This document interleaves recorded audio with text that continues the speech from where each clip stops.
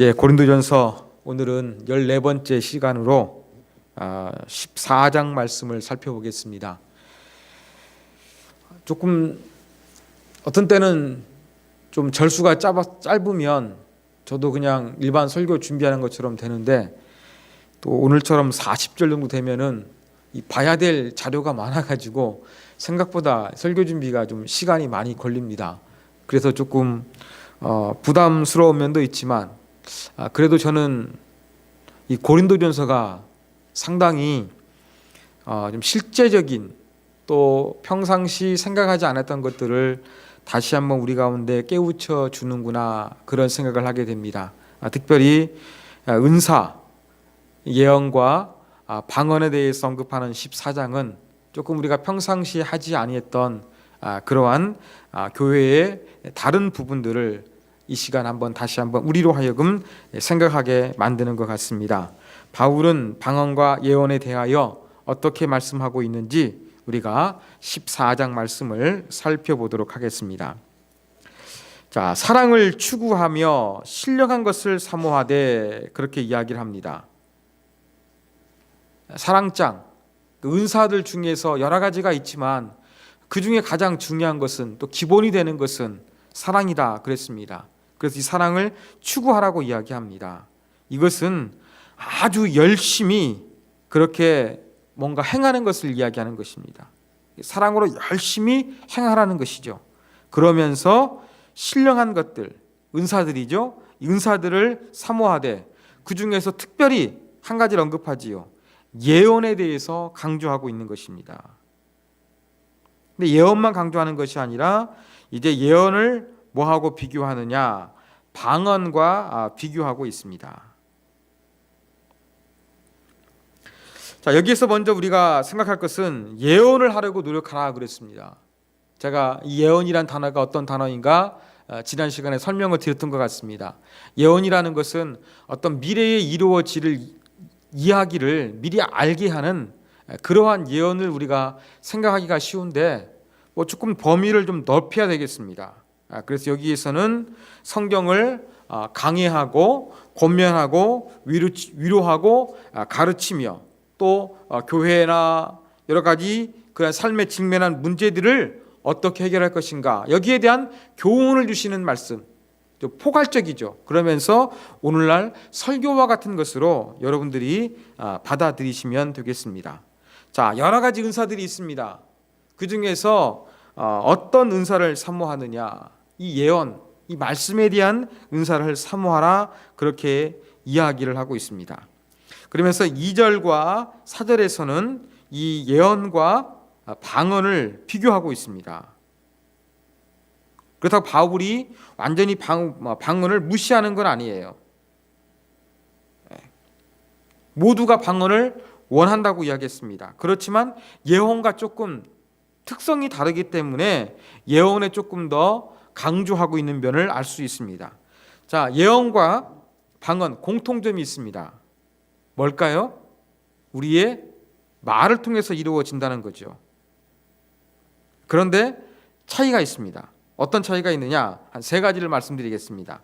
자, 방언은 외국어를 말하는 것이 아니라 어떤 우리 영이 하나님께 하는 것이라고 제가 말씀을 드렸습니다. 그러니까 하나님께 말하는 것은 방언이에요. 고린도 교회 사람들은 천상의 언어로 생각했다, 제가 이렇게 표현했던 기억이 있습니다. 자, 그 다음에 예언은 아까 말씀드린 설교, 이건 누구한테 하는 겁니까? 사람에게 하는 겁니다. 교회 공동체에게 하는 거예요. 그리고 다르고요. 자, 하나님께 말하는 방언, 이것은 우리가 이해하기가 힘이 듭니다. 이해가 되지 않아요. 그렇지만 이 설교와 같은 가르침, 이것은 여러분들이 듣고서 이해하실 수가 있습니다. 이거 차이점이 있고, 마지막 3번째 차이점은 방언은 방언하는 개인이 어떠한 덕을 세우는 것, 어떤 영적인 유익을 얻는 것입니다. 그러나 예언은 교회 공동체의 덕을 세우는 것이라서 개인적인 차원과 이 공동체적인 차원이라는 데서 방언과 예언이 다르다, 이렇게 우리가 정리해 볼 수가 있습니다. 바로 그것을 바울이 2절과 4절에서 이야기를 하고 5절에서는 그러면서 좀 방언을 좀 높였잖아요. 그렇다고 해서 무시하지 않아요. 나는 너희가 다 방언 말하기를 원한다. 방언 필요 없다는 거 아니죠. 개인적인 어떠한 그 덕을 세우기 위해서 필요하다는 것입니다. 그렇지만 예언하는 것을 더 원한다는 것이죠. 그리고 방언하는 자가 통역의 은사, 이것이 없으면 덕을 세우지 못해서 예언보다 못한 것이 되고 만다. 그렇게 이야기를 하고 있습니다.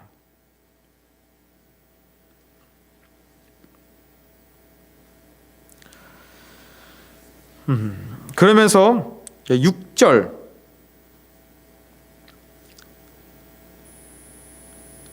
형제들아 내가 너희에게 나아가서 방언으로 말하고 계시나 지식이나 예언이나 가르치는 것으로 말하지 아니하면 유익한 게 무엇이겠느냐.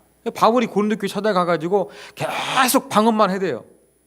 그래서 뭐 예언 가르침을 주지 않아요. 그러면 어떠한 유익이 있을 것이냐. 못 알아들으니까 유익이 없다는 것입니다. 그리고 이것을 이제 그 7절과 8절에서는 비유를 합니다. 악기를 가지고요. 7절에서는 피리와 검은 겁니다. 피리는 아마 플룻이라고 이야기도 하고 파이프라고 이야기하는데 하여간 이것은 관악기예요. 그 다음에 그 검은 거 하프를 이야기합니다. 현악기입니다. 이 조금 그 만들어진 재료가 다른 악기를 이야기하면서 자주 사용되었던 그러한 악기를 이야기로 하면서 뭘 이야기하느냐. 피리 소리인지 하프 소리인지 소리가 분명하지 않으면 아무런 유익이 없다는 것이죠. 또 그 나팔 소리, 나팔은 상당히 이 전쟁에서 중요합니다. 적군이 쳐들어오거나 뭔가 행진하거나 그럴 때에 이제 그 나팔을 부는데 이 나팔로서 제대로 소리가 나지 않으면 전쟁을 준비할 그러한 준비태세가 이루어지지 않는다. 그렇게 이야기를 하는 것입니다. 이렇게 생명이 없는 악기도 분명한 고유의 소리를 잘 내야 되는데 그 소리가 무엇인지 불분명하다고 한다 그러면 그것은 아무런 그 유익이 없다. 마치 방언도 이러하다는 것입니다. 그러면서 10절과 12절에서는 이제 외국어의 예를 들은 것이죠. 당시 헬라는 철학의 중심지 아닙니까?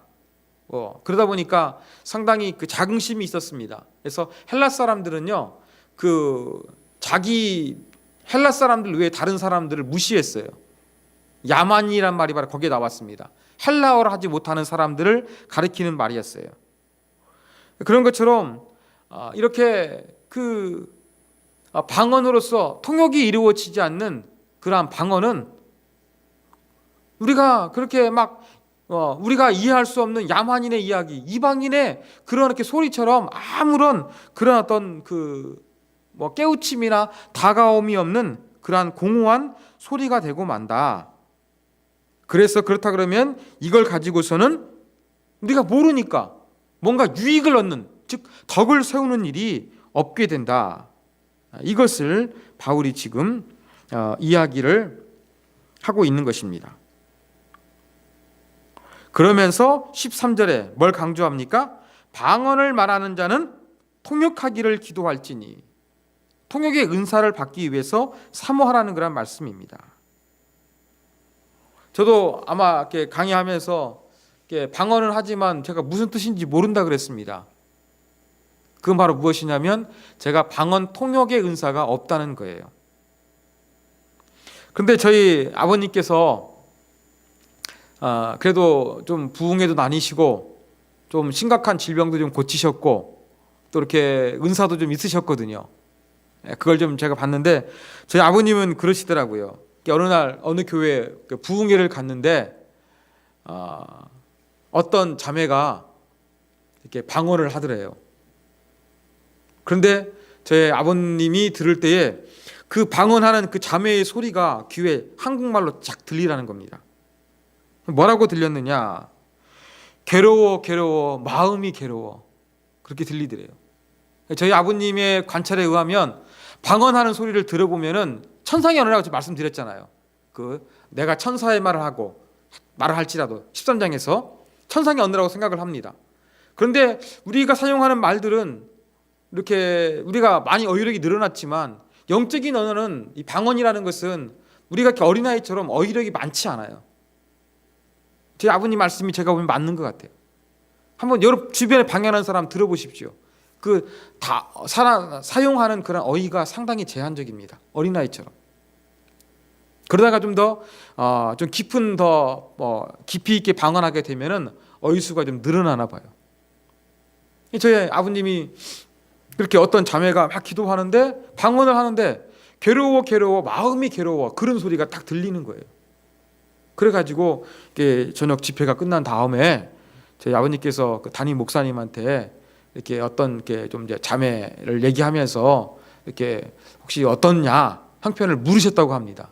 그러니까 그 자매가 그때 결혼하지 않고 결혼을 앞두고 있었는데 사귀는 남자친구하고 결혼을 해야 되는데 그 집안이 제사를 드리는 집안이에요. 방언할 정도로 상당히 열심히 있는 자매다 보니까 이렇게 믿지 않는 집안 가운데 그 시집가는 문제로 인해 가지고 갈등하고 있었나 봐요. 그러한 것들을 하나님 앞에 아뢰었던 것 같아요. 저희 아버지께서 그러한 것을 들으셔가지고 이렇게 이제 얘기를 해주셨나 봐요. 자, 이렇게 통역이 이루어졌을 때 그렇다고 해가지고 통역이 다 되는 건 아닙니다. 저희 아버님도 어떤 때 하나님께서 들려주실 때만 들리지 다 들리는 것은 아니대요. 통역을 해가지고 이런 분 통해가지고 이렇게 부흥회 할 때 목사님이 오셔가지고 그 자매가 기도하는데 어떤 내용으로 기도하는지 이야기를 들었을 때 이 통역이 되었을 때 내가 정말로 이런 문제를 가지고 하나님께 기도했는데 내가 이렇게 영적으로 내 영이 괴로워서 기도했구나 이거 알게 되면 위로가 되지 않겠습니까? 그리고 이렇게 통역이 이루어져 가지고 온 회중이 알게 되면 위로가 되잖아요. 신비한 하나님의 역사에 대해서 인정하게 되겠지요.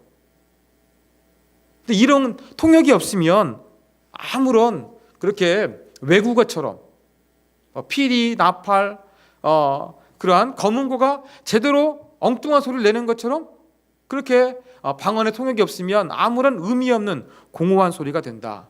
그래서 방언하는 사람은 통역하기를 기도하라. 그렇게 가르쳐주고 있습니다. 자, 그러면서 14절도 보면 이제는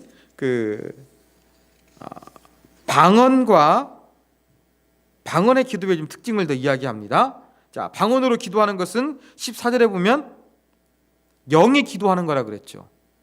영이 기도하는 거라 그랬습니다. 내 마음은 열매를 맺지 못한다.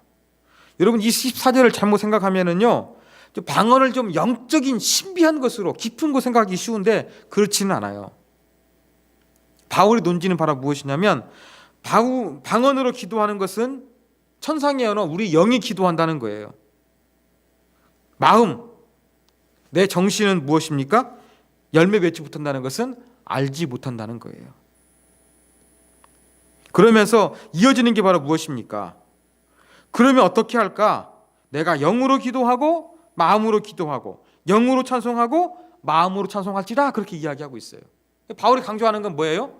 방언처럼 어떠한 우리의 정신, 우리의 이성이 알지 못하는 영적인 것으로만 하지 말고 우리가 기도하고 찬양할 때에 영으로도 하고 또 우리가 알아들을 수 있는 어떠한 마음으로 이성으로도 같이 두 가지가 합해진 것이 더 좋다.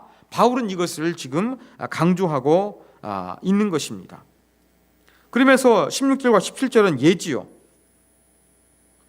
자, 어떤 사람이 방언으로 감사의 그러한 기도를 하고 있습니다.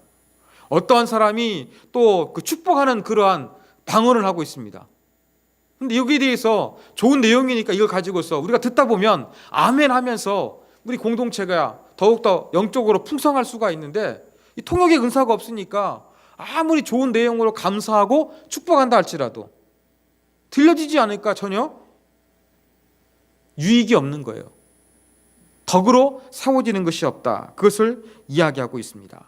그러면서 18절 바울이 개인 이야기를 하지요. 내가 너희 모든 사람들보다 방언을 더 말함으로 하나님께 감사한다.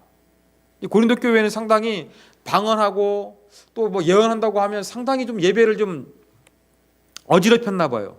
좀 그걸로 교만하고 신비한 하나님의 사랑, 하나님의 많은 것들을 알고 있는 것처럼 그렇게 하면서 예배 질서를 무너뜨렸는데, 바울이 이렇게 방언에 대해서 내가 너희들보다 방언을 더 깊이 있게 잘한다, 이걸 밝히는 거죠. 그러면서 19절에는 바울의 깨달음을 이야기합니다.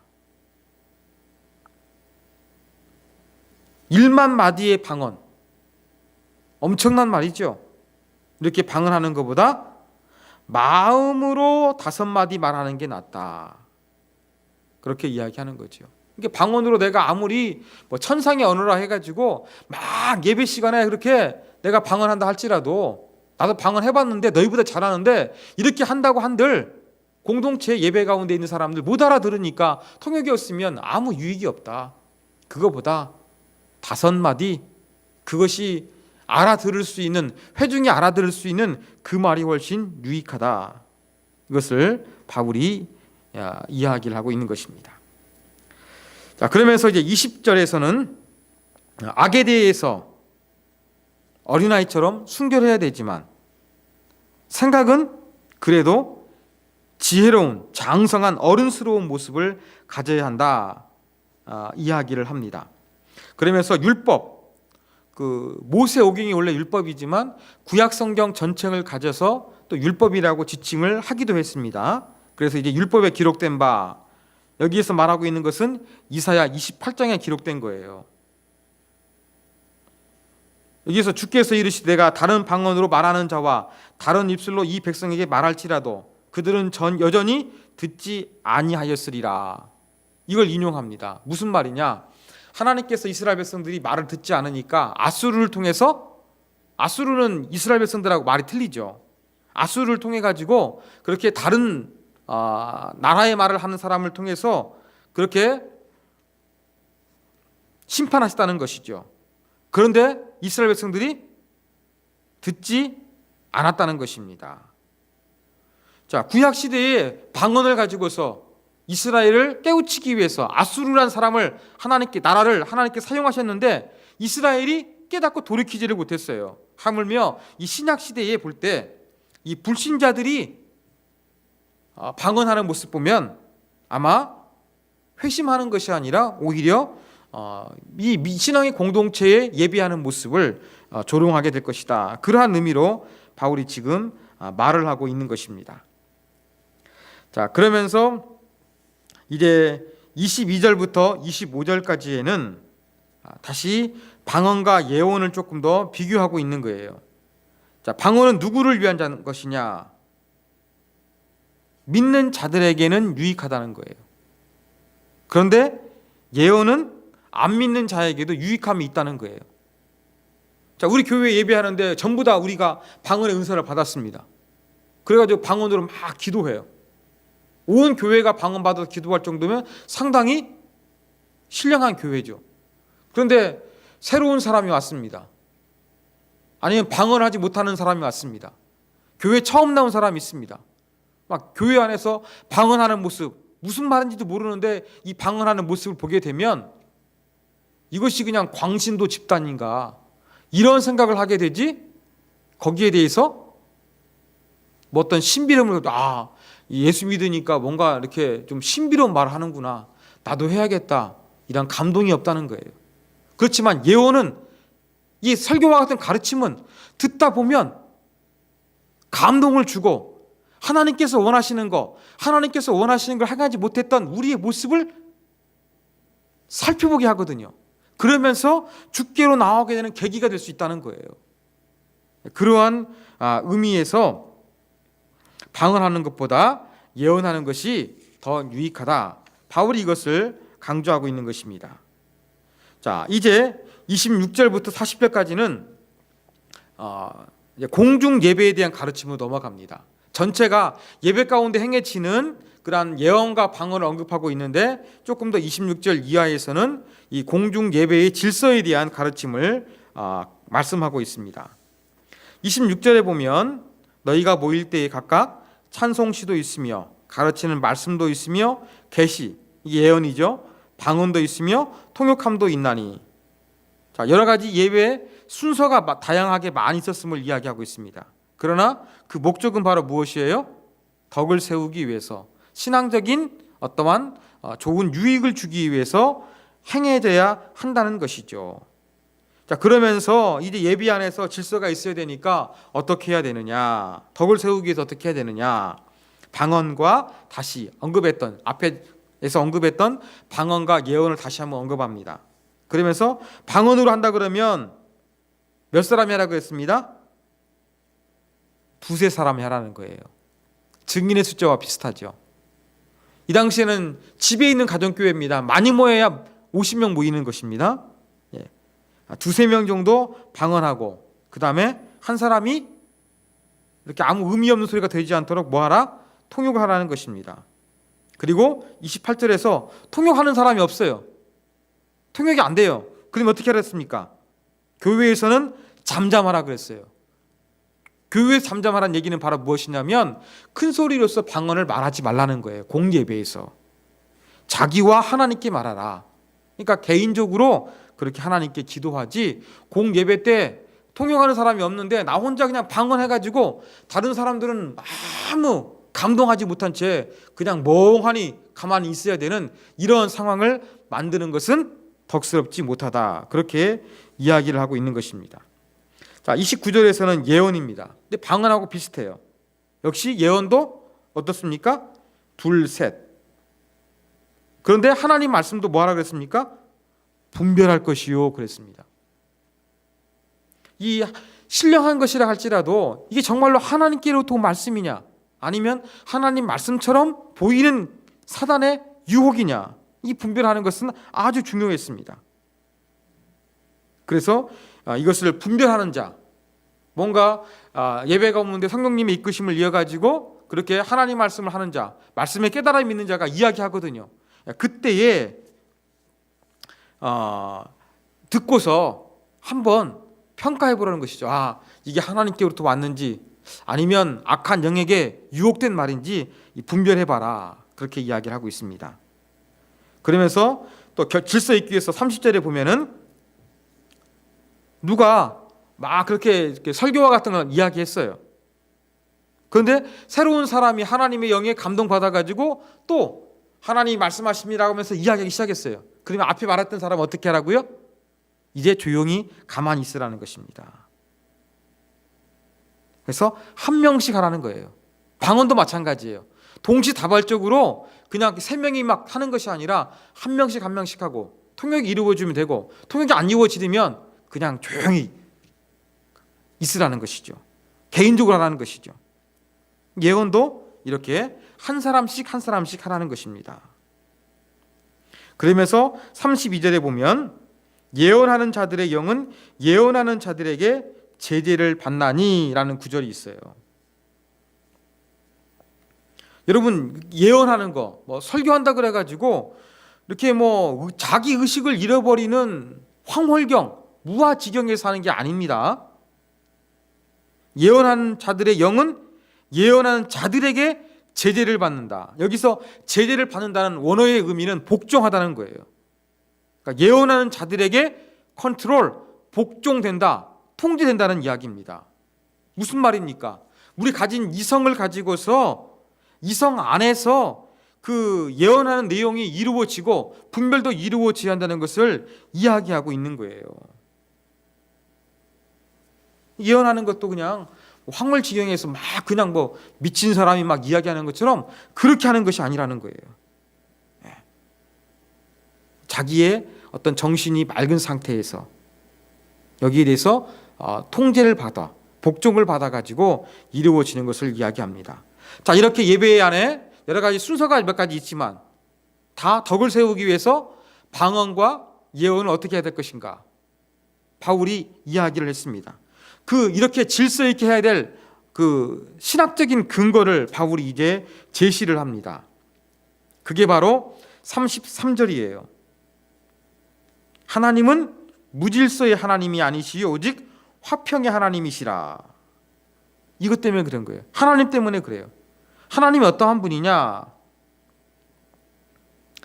하나님이 혼돈의 하나님이 아니라 질서의 하나님이시요 또 화평의 하나님이시기 때문에 내가 방언하겠다고 막 싸우고 막 갈등을 유지하는 거, 이것은 예배 가운데 바람직한 것이 아니다. 왜? 하나님이 화평과 질서를 만드신 분이니까 우리도 예배 안에서 그렇게 하나님을 따라서 질서 있게 예배에서 방언하고 예언해야 된다. 이걸 바울이 지금 이야기를 하고 있습니다. 자, 그러다가 바울이 예배 안에다가 이제 예배 드리다가 이게 좀 질서 있게 해야 된다는 걸 언급을 했잖아요. 이 부분에 대해서 이제 34절과 35절, 어떤 사람은 이게 조금 이제 뭐 후대에 삽입된 거다 그렇게 주장하는 사람도 있습니다. 그런데 제가 볼 때는 그런 것 같아요. 질서의 하나님, 예배 안에 질서를 이야기하다가 갑자기 바울이 뭐가 떠올랐느냐? 예배 때 무질서했던 여자들에 대해서 떠올랐던 것 같아요. 그래가지고 갑자기 바울이 뭘 이야기합니까? 여자는 교회에서 잠잠하라. 이 말이 주로 뭘로 쓰여있느냐? 이렇게 예배한 교회 공동체 안에서 남자 중심의, 남자가 우월한 어떤 그러한 규율을 만들고 여자들은 좀 더 평등하지 못한 낮은 어떠한 그런 것으로 그렇게 만들어버리는, 정당화시키는 그러한 말씀의 근거로 삼았습니다. 그런데 이것은 말씀을 오해한 거예요. 그러니까 지금 이 문맥이 어떤 가운데 주어졌는가 볼 필요가 있습니다. 자, 바울이 지금 예배 가운데 예배 여러 순서가 있는데 덕을 세우라 그랬어요. 그러니까 질서 있게 예언도 하고 방언도 하라 그랬거든요. 그 근거가 무엇이냐? 하나님은 질서의 하나님, 화평의 하나님이 있으니까 질서 있게 하고 싸우면서 하지 말라는 거예요. 그러다가 바울 속의 머릿속에서 떠오른 게 무엇이었느냐? 질서를 깨트리는 여자들에 대해서 갑자기 떠올랐던 것입니다. 자, 잘 아시는 것처럼 고대에는 남성 중심의 사회였습니다. 그래서 이렇게 모든 활동하는 공간에서 남자가 주도권을 가지고 있었고, 그래서 정치, 경제, 사회, 문화 뭐 여러 가지를 남자들이 주도했습니다. 여자들은 주로 가정에서만 하는 것들이 활동과 어떤 영향력이 제한돼 있었습니다. 옛날 그 고린도 교회가 있는 헬라, 그리스 지역에서요, 이 정숙한 여자들은 아버지 허락 없이 집 밖에 못 나갔어요. 그리고 결혼한 여자는 남편의 허락 없이 밖에 나갈 수가 없었습니다. 그리고 결혼했어도 부부가 어디 외출할 때에도 가급적이면 따라 나서지 않는 것이 바람직한 모습으로 공고됐던 그러한 시대였습니다. 술도 남자만 마셨어요. 왜? 술을 따라주는 것은 창녀가 하는 것이다, 그렇게 인식됐기 때문에 부인은 하지 않았습니다. 그런데 좀 헬라 지역에서 종교적인 분위기가 달랐습니다. 근데 좀 이제 종교의 영역으로 돌아오게 되면은 그래도 여자들이 역할이 조금 종교에서는 개방이 되어 있었습니다. 여자 사제도 있었고요. 그래서 여러 가지 좀 그 종교 행동 가운데 여자들도 참석할 수 있는 좀 그 문호가 열려져 있었습니다. 근데 조건이 있었습니다. 뭐냐? 여자들이 그렇게 하기 위해서는요, 많이 종교적인 수행, 기도와 같은 걸 해야 되고, 또 이 성적으로도 철저하게 순교를 지켜야만 했던 것입니다. 근데 유대교는 그렇지 않았어요. 유대교는 제가 말씀드린 것처럼 철저하게, 지금도 보수적인 유대회당이 그랬던 것처럼 남자 예배당, 여자 예배당 구별되어 있습니다. 근데 헬라는 조금 달랐어요.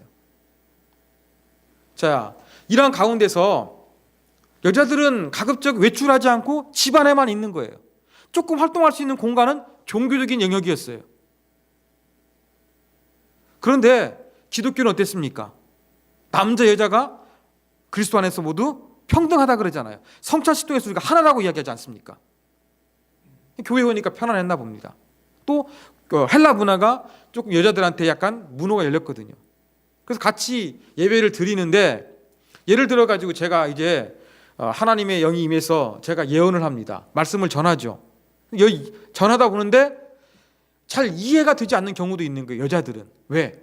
그 당시에는 남성주의 사회였기 때문에 교육 혜택이 남자에게만 돌아가고 여자에게는 안 돌아갔습니다. 그러다 보니까 이 결혼한 여자가 조금 더 어떤 그 지식적인 측면에서 당시 문화 그렇다는 것입니다. 실제가 아니라. 그렇다 보니까 조금 예배 드리다가 뭔가 내가 이해되지 않는 말도 있는 거예요. 그럼 어떻게 하겠습니까? 결혼한 여자는 남편한테 물어야 되는데 뭐 설교하고 있는 사람 있다고 한다 그러면 예언의 응답 받은 사람 있으면 그 사람한테 질문하는 거예요. 근데 이것이 그 당시에 문화로 볼 때에는 납득하기가 어려운 거예요. 왜? 결혼한 여자가 자기 남편이 아닌 그 다른 남자들한테 대화한다는 거, 말을 섞는 것 자체, 질문하는 것 자체가 남편을 부끄럽게 만드는 것이고 어떻게 보면은 성적으로 유혹하는 것처럼 받아들일 수 있는 그러한 문화권이었어요. 그러다 보니까 그렇게 여자가 예배 시간에 막 다른 남자에게 질문하게 되면은 남편은 수치심을 느끼는 거예요. 집에 가면 부부싸움 하는 것입니다. 자, 그리고 자꾸 여자들이 잘 이해가 안 된다 그래 질문하다 보면은 어떻게 되겠습니까? 예배 분위기가 깨질 수가 있겠죠. 자, 이런 문맥 때문에 이런 고린도 교회에서 예배 가운데 나타나기 쉬운 예배를 방해하는 요소가 되기 때문에 바울이 이런 부분들에 의해 가지고 여자들은 교회에서 잠잠을 한 거예요. 근데 이것은 완전히 교회 안에서 여자가 일체 발언하지 못하고 그냥 순종만 하는 존재로 이야기하는데 이건 오해하는 것입니다. 바울 곁에 여자들 많이 있습니다. 베베 뭐 여러 가지 많이 있지 않습니까? 이런 사람 사역했겠죠. 말을 했겠죠. 잠잠하지 않고 사역했다는 걸 우리가 알 수가 있는 것입니다. 그러므로 우리가 이 부분은 오해하면 되지 않는다는 거 기억을 하시면서 이 구절 가지고서 이렇게 여자를 무시하게 남성을 우월하게 만들고 여자를 조금 더 깎아내리는 것은요, 이거 하나님 말씀을 곡해하는 것입니다. 그렇지 않습니다. 오늘 보더라도 이렇게 바울이 교회 안에서 예배 가운데 질서를 언급하다가 자꾸 결혼한 여자가 예배 가운데서 다른 남자에게 질문해가지고 남편을 부끄럽게 만들고 예배를 방해하는 이러한 일들이 일어나게 되니까 덕이 안 되니까 이 부분이 생각이 나가지고 바울이 언급하고 있는 것이다. 그렇게 여러분들이 이해를 하시면 되겠습니다. 자, 그러면서 결론적으로 어떻게 이야기합니까? 35절에 보면 뭔가 배우려거든, 궁금한 게 있거든 집에서 자기 남편에게 물어보라는 것입니다. 남편을 부끄럽게 하지 말고 공예배 질서를 방해하지 말라는 것이죠. 그러면 36절 이제 뭘 이야기합니까? 하나님의 말씀이 너희로부터 난 것이냐 또는 너희에게만 임한 것이냐. 자, 예배 질서를 있게 행해야 되는데 질서 있게 행하지 않는 거예요. 막 내가 방언하겠다, 내가 막 설교하겠다 나서는 거예요. 이런 주장하는 사람들에 대해서 하나님 말씀이, 하나님의 영이 너희에게만 임했냐? 아니라는 것이죠. 그러면서 바울이 37절과 38절 너희가 선지자, 이건 예언이죠. 신령한 자, 방언이죠. 이렇게 예언하는 자나 또 신령한 은사를 받는 사람으로 방언하는 사람으로 생각하거든 내가 지금 너희에게 권면하고 있는 말씀을 주의 명령인 줄 알라. 내가 너에게 말하는 것은 나 개인 바울의 의견이 아니라 주께서 주신 명령이다. 이것을 이야기를 하고 있는 것입니다.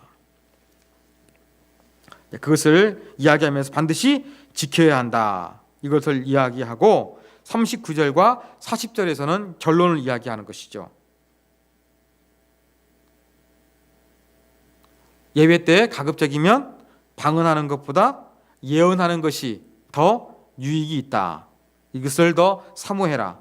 그렇다고 방언을 완전히 금하는 것은 아니다. 이야기하지요.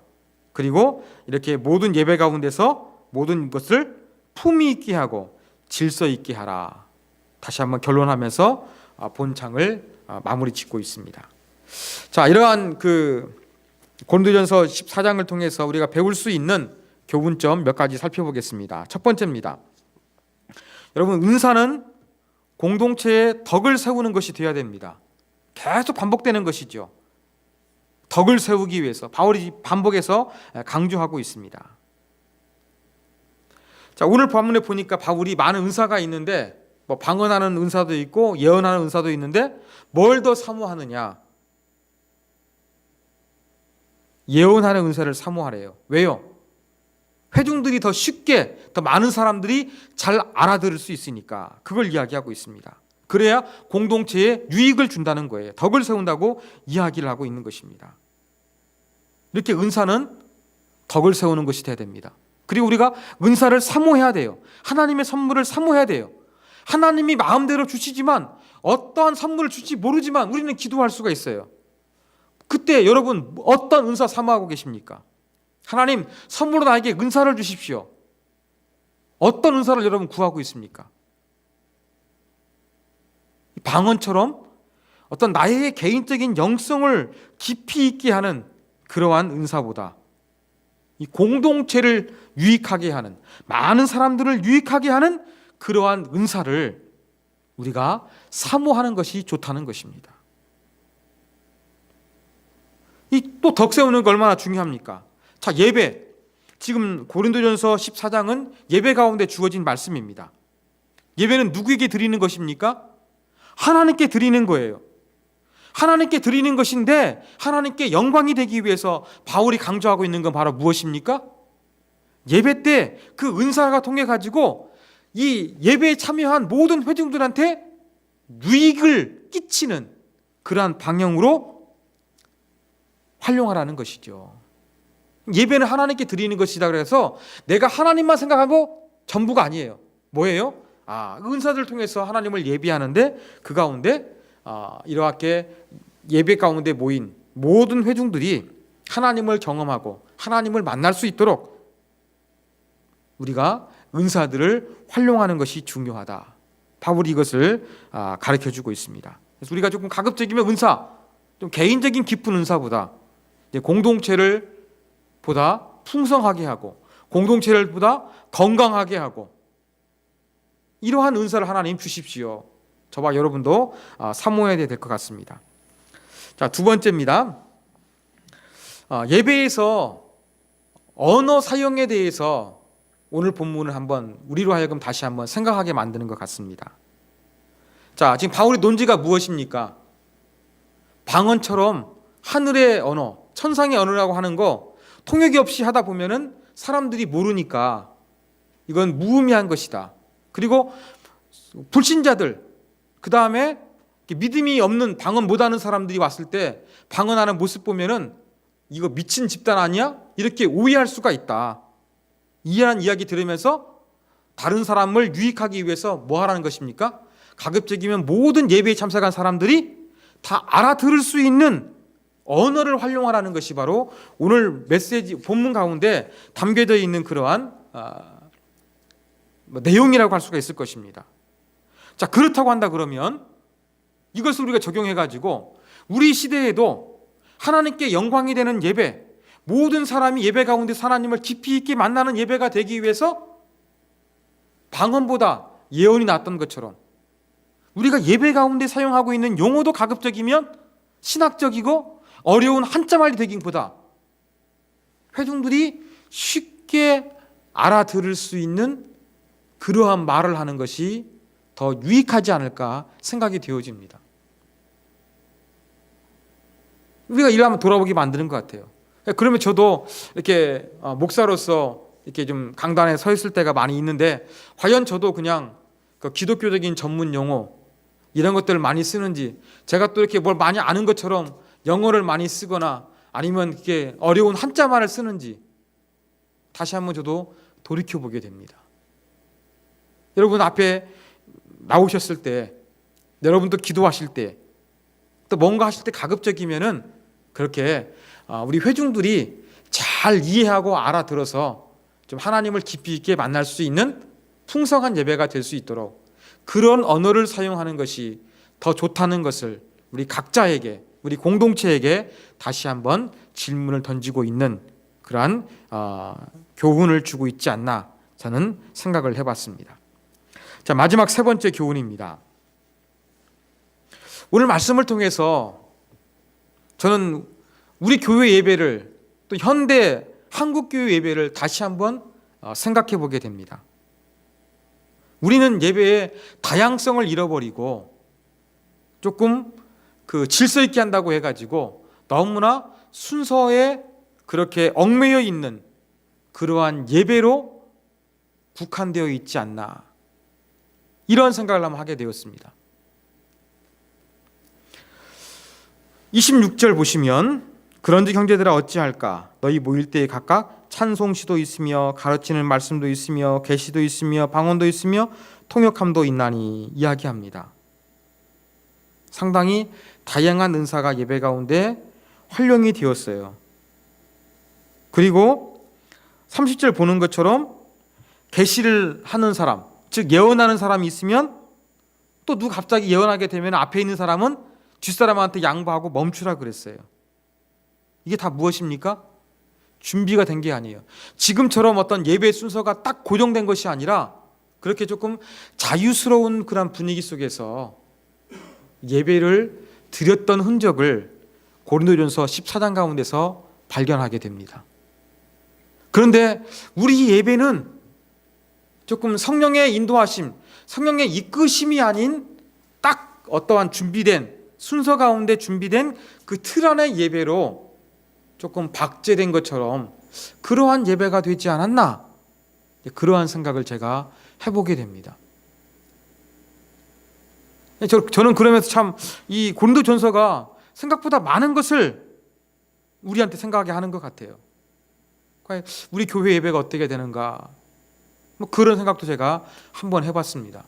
너무 준비된 사람, 또 몇몇 사람한테 이렇게 국한되는가, 다양한 은사를 통해서 다양한 사람들이 조금 더 참여할 수 있는 것이 초대교회 예배, 고린도 교회 예배였는데 우리 교회에는 다양한 사람보다 목사, 저 같은 목사와 같은 사람이 너무 앞에 서고 또 특정한 사람이 자꾸 앞에 나오는 사람이 나오게 되는 그러한 예배, 그리고 역동적으로 이 성령의 즉흥적으로 역사하시는, 그때그때 역사하시는 그 은혜를 따라가는 예배보다는 우리가 이미 정해놓은 순서 가운데서만 하나님을 예배하고 있어서 예배의 역동성과 다양성이 조금 우리가 제한하고 있지 않는가, 이러한 질문을 한번 던져봤습니다. 그러면서 여러분 그 찬양 가운데 스폰테이너스 워십이라고 하는 게 있습니다. 스폰테이너스가 번역하면 즉흥적인 것인데, 즉흥적인 찬양한다는 거예요. 제가 오늘 설교 준비하면서 좀 요즘에 미국에 가면은 베델 처치라 그래가지고 상당히 찬양 사역이 유명합니다. 그 교회 그 영상이 유튜브에 많이 올라오는데 가끔 보면은 이제 스폰테이너스 워십 써 있었거든요. 제가 몇 개를 들어봤어요. 들어보면은 여기서 말하는 그 스폰테이너스 워십은 어떤 곡을 쭉 노래합니다. 그러다 갑자기 한 번도 안 불러본 새로운 노래를 그냥 하나님의 영감에 의해 가지고 이렇게 만들어서 이렇게 즉흥적으로 예비하는 게 아니에요. 어떤 곡을 부르잖아요. 그래서 임재 뭐 하늘의 문을 여소서 이 찬양 부르잖아요. 이 찬양 쭉 부르는 거예요. 그러면서 조금 예배 중간에 하다가 쭉 부른 다음에 이렇게 조금 반주를 살짝 하면서 하더라고요. 그러면서 이렇게 찬양 리더하는 사람이 그때 좀 멘트도 하고 이렇게 좀 이렇게 부르고 싶은 부분 부르면서 이게 그 곡을 하나님께 그 찬양으로 올려드리지만 그냥 가사만 그대로 반복하는 것이 아니라 잠시 뭐 하냐면은 그 반주가 이루어지면서 이렇게 좀 하나님의 영이 임해서 우리가 어떻게 찬양하길 원하시는가 뭐 좀 이렇게 생각하게 만들고, 찬양 리더가 거기에다 멘트도 하고 또 필요한 부분은 이렇게 노래를 이렇게 반복하면서 부르는 그런 모습을 볼 수가 있었습니다. 상당히 오늘 말씀에 의하면 이것도 바람직한 것 같아요. 이러한 스폰테이너스 워십이 그 교회도 보면은 다 그런 것이 아니라 그 콘티를 짜가지고 몇 개 부르지만 그 가운데서 한두 곡 정도 그렇게 그러한 부분들을 만들어서 예배하고 있는 모습을 볼 수 있었습니다. 그러면서 조금 질서가 없이 보일 수도 있지만 그 예배 가운데 다양한 하나님의 역사하심을 경험하기 위해서 우리는 지금 어때요? 방언 같은 거 완전히 없어지지 않았습니까? 방언도 없고 또 이렇게 좀 하나님의 즉흥적 역사하신 그런 부분들에 대해서 좀 열어놓지 못한 그런 부분이 있는데 그래도 그 열 수 있는 공간이 있다고 한다 그러면 그런 부분들을 열어놓으면 어떨까? 저한테 그런 고민도 시작이 되었습니다. 어쩌면 이렇게 예배 가운데 은사와 예언 관련된 부분이다 보니까 예배가 어때야 되는가, 예배 가운데 있는 여러 가지 순서가 어때야 되는가, 그런 가운데서 목사인 저로서 좀 그러한 고민을 하게 만들었습니다. 여러분 같이 고민하시면서 우리 예배가 더욱더 좋아지기 위해서 또 하나님이 주신 음성이 있으면 같이 한번 들어봤으면 좋을 것 같습니다. 오늘 한번 이 부분을 위해서 한번 기도해 볼까요? 하나님, 고린도 교회 예언하고 방언했지만 질서가 없었는데 질서 있게 하라 그랬습니다. 그러니 모든 사람들이 예배 가운데서 하나님을 깊이 있게 만날 수 있도록 모든 사람에게 유익 끼치는 방향으로 방언하고 또 예언하라, 그렇게 이야기를 하고 있는 거 살펴봤습니다. 이러한 말씀에 근거해서 하나님, 우리의 은사는 과연 예배를 통해서 하나님을 만날 수 있도록, 다른 사람들이 주님을 예배할 수 있도록 내 은사가 사용되고 있는지, 또 이렇게 다양하고 역동적인 예배, 우리 시대에 고린도 교회 같은 예배가 되기 위해서 우리 예배가 어떻게 달라져야 되는지 하나님, 우리 가운데 은혜 베풀어 주셔서 우리 예배를 통해서 더욱더 풍성한 예배, 하나님을 깊이 있게 만나는 예배가 되게 하여 주옵소서. 이런 부분들 같이 한번 우리 기도했으면 좋겠습니다. 오늘 주신 말씀 가지고 같이 한번 우리 기도하도록 하겠습니다.